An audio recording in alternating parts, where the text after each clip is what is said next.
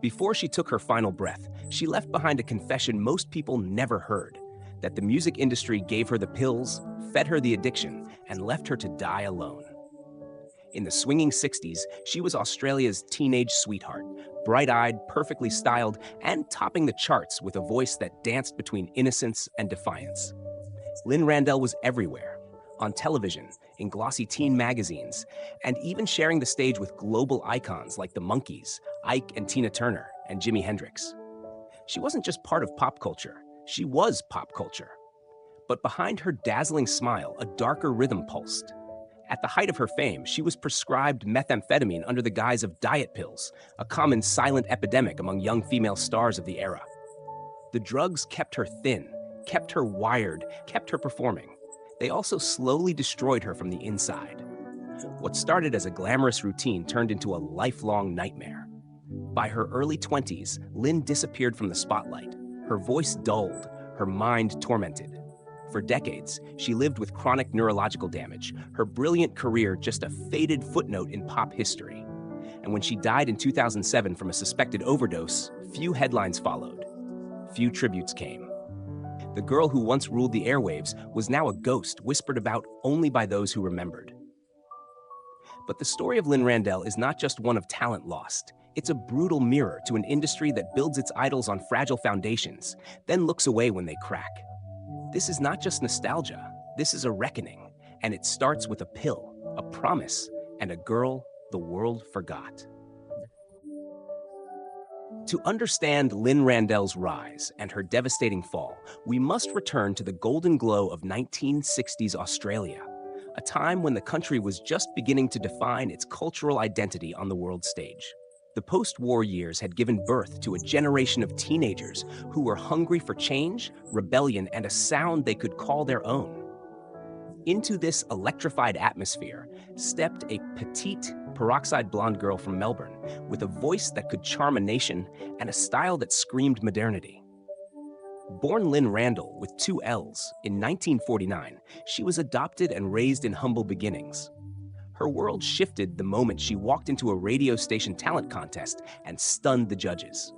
What followed was meteoric. A contract with EMI, a string of hit singles including Going Out of My Head and Ciao Baby, and near-constant appearances on the popular Australian music show Bandstand. By the time she was 17, she was being called Australia's original pop princess. Randell wasn't just a singer, she was a fashion icon. With her mod outfits, eyeliner-heavy eyes, and sharp bob haircut, she became the face of youth. Even her hair dye became part of the mythology. Girls across Australia bleached their hair to match Lynne Randell blonde. She was the embodiment of everything young, rebellious, and exciting. And she had the voice to back it up. Light yet rich, perfect for the pop melodies that defined her era. But the world that had so eagerly embraced Lynne had a darker underbelly. The entertainment industry was a machine built on image, speed, and constant output. At 17, Lynne was put on a grueling touring schedule and sent to the United States, where she toured with the Monkees and Jimi Hendrix, acts that were lighting the world on fire. She was the lone girl among chaotic, drug-fueled bands, expected to smile, sing, and shine every single night. It was in this chaos that she was introduced to diet pills.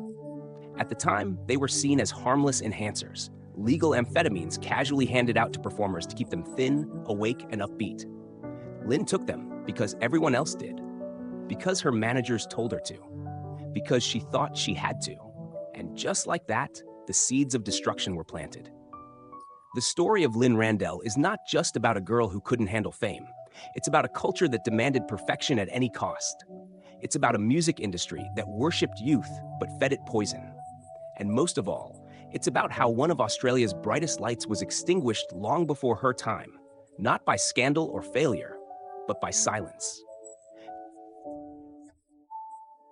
Lynne Randell's rise was like a flashbulb, blinding, beautiful, and gone before most people realized what they'd witnessed. She was just 15 when she recorded her first single, and by 16, she was already a household name. Her songs were infectious, her presence magnetic, and her style years ahead of her time. With each television appearance, her fan base swelled. Girls adored her, boys idolized her, parents tolerated her. And the music industry? It capitalized on every ounce of her charm. Her biggest hit, Xiao Baby, released in 1967, became an anthem. Radio stations played it on repeat. Music magazines splashed her face across every cover. She won Most Popular Female Vocalist multiple times in Go Set magazine, Australia's youth culture Bible. It seemed there was no limit to how far she could go. That same year, her fame crossed oceans. Randell was invited to join the Monkees' North American tour, a massive opportunity. But the tour wasn't glamorous. It was chaos. She was just 18, the only female act surrounded by older men in an environment soaked with drugs, pressure, and egos. Every night was a performance. Every morning was exhaustion. She needed something to keep going. A doctor, one paid by the tour organizers, handed her a bottle of pills. "To help with your weight," he said, "to keep you alert." What he gave her was methamphetamine, legally prescribed, but highly addictive. The pills worked. She stayed thin, she stayed awake, she stayed bright, until she didn't. As the months passed, Lynne began to unravel. The energy turned to anxiety. The clarity turned to paranoia. Her voice, once effortless, began to waver. She couldn't sleep without pills. She couldn't eat, she couldn't focus. Friends noticed, producers noticed, but no one stopped the machine. They needed her on stage, not in recovery. By the time she returned to Australia, she was no longer the same girl who had left. She tried to continue performing, but the spark had faded. Her health declined. She suffered seizures, memory lapses, and extreme emotional swings. Doctors called it nervous exhaustion. In truth, it was addiction. Her label dropped her quietly.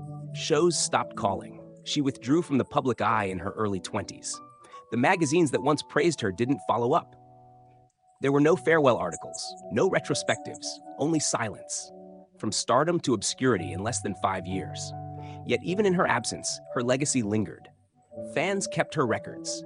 Girls still copied her look. A generation remembered the sound of her voice, but not the pain behind it. They didn't know what had happened to Lynne Randell. No one did. Not until years later, when she began to speak softly, reluctantly, about what had gone wrong. And by then, the damage was irreversible. The truth about Lynne Randell didn't come through a headline. It wasn't shouted by the press or unveiled in a dramatic interview. It trickled out, quietly in fragments, through memoirs, obscure interviews, and whispered recollections from those who had known her during her brightest and darkest days. By the 1980s, Lynne had disappeared from the public radar completely. She suffered from debilitating neurological damage, memory loss, tremors, mood instability, all symptoms later linked to her prolonged methamphetamine use during adolescence. She could no longer sing. She struggled to work. Even simple communication sometimes escaped her. She lived in and out of hospitals, on disability pensions, in near-complete obscurity. But the most horrifying part? No one took responsibility. The pills had been given to her legally, encouraged by tour doctors, managers, agents. Everyone had watched her wither. No one intervened. In the 1990s, Lynne attempted a quiet return, not to the stage, but to storytelling. She wrote articles, gave small interviews, and tried to reclaim her identity. In one rare column, she confessed, "I was a teenager, given drugs by adults who were supposed to look after me. No one told me what they were. No one cared if I stopped. They just needed me to sing." Her words revealed a deeper truth, that her addiction hadn't been born of rebellion, but compliance. She was a child star trained to obey, praised for being low maintenance, rewarded for staying thin, punished silently for burning out. Media outlets ignored her story. The public had moved on. The industry, still thriving, pretended she had never existed. Even at the height of the 1960s nostalgia boom, when other stars were invited back for tributes and interviews, Lynne was conspicuously absent. It was as if her erasure was deliberate, an inconvenient reminder of the industry's negligence. In 2004, she was diagnosed with multiple health complications, including hepatitis C and a recurring spinal infection. Her mental and physical health deteriorated rapidly. By 2007, she was frail, in chronic pain, and, according to close friends, desperately lonely. On June 8, 2007, Lynne Randell was found dead in her Melbourne home. Official cause, suicide by overdose. She was 57 years old. Her death was barely reported. A few lines in local papers. a short mention on the ABC. No tributes, no documentaries, no official recognition of the tragedy behind her life. Just silence. And that silence was the final betrayal. Years later, a few fans and journalists would try to resurrect her memory. Some called her Australia's Judy Garland. Others said she was a cautionary tale. But what Lynne Randell truly was, a trailblazer, a victim, and a forgotten pioneer, remains largely unspoken. In an industry obsessed with legacy, Lynne's was almost erased. Not because she lacked talent, but because she exposed a truth too dark to acknowledge, that the music world builds its stars out of innocence, then feeds them to a system that never looks back. At Aussie Uncovered, we don't just tell stories, we unearth the ones deliberately buried. And the story of Lynne Randell is one of the most haunting we've ever encountered. She was more than a pop star. She was the embodiment of a cultural awakening in Australia. The first teenage girl to stand on stage and show young Australians they could be glamorous, modern, and global. She didn't just sing songs, she gave a generation an identity. And yet, her name has all but vanished from the public record. Why? Because Lynne's life tells an uncomfortable truth, that fame in the entertainment industry, especially for young women, often comes at a cost too devastating to measure. She was not reckless. She was not spoiled. She was obedient. She did what was expected. And what was expected of her, staying thin, staying perfect, staying present, required the kind of chemical support no teenager should ever have been given. The tragedy of Lynne Randell is not simply that she died young. It's that she died invisible. Her suffering was ignored, her contributions forgotten, her death barely acknowledged. In a country that prides itself on remembering its cultural icons, how did we let this one slip away? There's no doubt that the people around her, managers, doctors, executives, failed her. But perhaps the greater failure belongs to the industry that normalized addiction in the name of performance. That saw an exhausted teenager and gave her pills instead of rest. That built her up just long enough to sell records, then left her behind the moment she faltered. We at Aussie Uncovered believe Lynne deserves more than nostalgia. She deserves recognition, respect, and most of all, truth. Because her story is not unique, it's a pattern. And the only way to break that pattern is to remember it, speak it, and make sure the next Lynne doesn't suffer in silence. What do you think? Was Lynne Randell a casualty of her time, or a warning that still applies today? Was her addiction a personal failing, or an institutional betrayal dressed in glitter? And most importantly, how many more stories like hers are still being ignored, just out of frame? We don't claim to have all the answers, but we believe in asking the right questions, and sometimes honoring a legacy means refusing to let it be erased. Some stories are written in headlines. Others disappear between the lines. Lynne Randell's story is one of the latter, a life that once lit up the national stage, then faded into silence so complete it almost felt intentional. There was a time when her voice poured out of every radio, when teenage girls copied her hairstyle in bathroom mirrors, when her face was a symbol of everything vibrant and new in Australia's pop revolution. But fame is a fleeting flame, and for Lynne, it burned brightest when she was barely old enough to understand the cost. What remains today are fragments. A few vinyl records, yellowed magazine covers, grainy footage of a girl with kohl-rimmed eyes and a defiant smile. You can still hear her voice, youthful, hopeful, untouched by what would come. It's a ghost, echoing from an era that promised the world and delivered a silence no applause could fill. She was not the only one, but she was one of the first. And like so many who came after her, she paid a price no one talks about when the lights go down.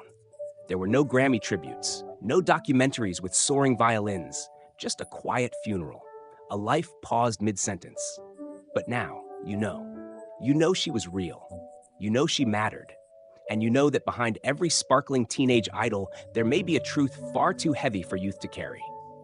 Her legacy isn't in chart positions or gold records. It's in the questions her story forces us to ask and the empathy it demands we feel.